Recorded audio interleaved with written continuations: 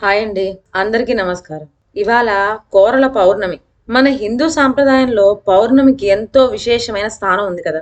పౌర్ణమి రోజు చేసే పూజలన్నీ దేవతలకు చేసినట్టే అని నమ్ముతారు. మార్గశిరి మాసంలో పౌర్ణమి అంటే ఇవాళే డిసెంబర్ 4 తారీఖు. పౌర్ణమి గడియలు అంటే ఇవాళ ఉదయం 11 గంటల నుంచి మొదలైందండి. రేపు 10:40 వరకు ఉంటుందట. ప్రతి ఏడాది మార్గశిరి పౌర్ణమి రోజు కోరల పౌర్ణమిని జరుపుకుంటూ ఉంటారు. మార్గశిరి మాసంలో వచ్చే పౌర్ణమినే కోరల పౌర్ణమి అంటారు. హిందూ పురాణాల ప్రకారం కార్తీక పౌర్ణమి నుండి మార్గశిరి పౌర్ణమి వరకు యమధర్మరాజు తన కోరలు తెరుచుకొని ఉంటాడట.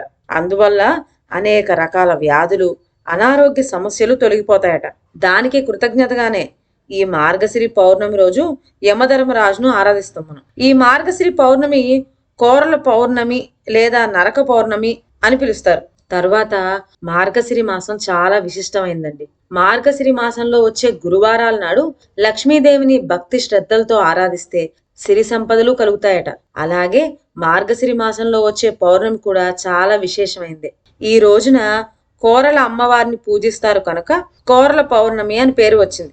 ఇక్కడ కోరల అమ్మవారు అంటే ఎవరు అని ఒక ప్రశ్న వస్తుంది. కోరల అమ్మవారు అంటే ఆమె సాక్షాత్తు చిత్రగుప్తుడి సోదరి. మార్గశిరి పౌర్ణమి రోజున చిత్రగుప్తుడు తన చెల్లెలి ఇంటికి వస్తాడు. అన్నయ్య చిత్రగుప్తుడి ఇంటికి రావటంతో చెల్లెలు కోరల ఆనందంతో ఘనమైన విందును ఏర్పాటు చేస్తుంది. చిత్రగుప్తుడు చెల్లెల్ని ఆశీర్వదిస్తూ మార్గశిరి పౌర్ణమి రోజు ఎవరైతే కోరలను పూజిస్తారో వారికి నరక బాధలు, అపమృత్యు భయం ఉండదని కోరలకు చిత్రగుప్తుడు వరం ఇచ్చాడట. చిత్రగుప్తుడిపై గల అభిమానంతో ఆయన మాట నెరవేరేలా తాను కూడా సహకరిస్తానని యమధర్మరాజు సమర్థించాడు. అప్పటి నుంచి మార్గశిరి పౌర్ణమి రోజున కోరలమ్మను పూజించడం ప్రారంభమైంది. కోరలమ్మకు మినప రొట్టెను నైవేద్యంగా సమర్పించాలి. మార్గశిరి పౌర్ణమి సాయంత్రం మినప రొట్టె తయారు చేసి చిన్న ముక్కను కొరికి కుక్కలకు వేయాలి. కోరల పౌర్ణమి రోజు చంద్రుణ్ణి పూజించాలి. కుదిరి అవకాశం ఉంటే చంద్రవ్రతం అనే ఒక వ్రతం కూడా చెయ్యాలి అని పురాణాల్లో చెప్పారట. మార్గశిరి పౌర్ణమి రోజు కోరలమ్మను పూజిస్తే ఆమె అనుగ్రహం కలిగి నరక బాధలు, అపమృత్యు భయాలు తొలగిపోతాయట. ఇదే కాకుండా కొడుకులు ఉన్నవారు కోరల పౌర్ణమి నాడు ఇలా దిష్టి తీస్తే మంచిది అని కూడా చెప్పారండి. కొడుకులు ఉన్నవారు మట్టి కుండలో రాళ్ళుప్పు, దానిపైన పసుపు కుంకుమ వేసి ప్రధాన ద్వారం దగ్గర దిష్టి తీయాలి. తరువాత వాటిని పారేయాలి. పౌర్ణమి రోజు రాత్రి చంద్రోదయమైన తర్వాత మాత్రమే ఇలా దిష్టి తీయాలట. కోరల పౌర్ణమి అంటే యమధర్మరాజుకు చాలా ఇష్టమటండి. యమధర్మరాజుని ఈ కోరల పౌర్ణమి రోజున పూజిస్తే శాంతి కలుగుతుంది అని నమ్ముతారట. అందుకే ఈ రోజున యమధర్మరాజును ఆరాధించాలి.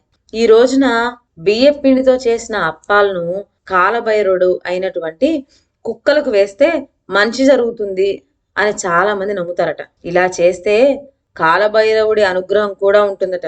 అందుకే ఈ కోరల పౌర్ణమి నాడు పిల్లలకు ఎలాంటి ఇబ్బందులు కలగకుండా ఉండటానికి దిష్టి కూడా తీస్తారట.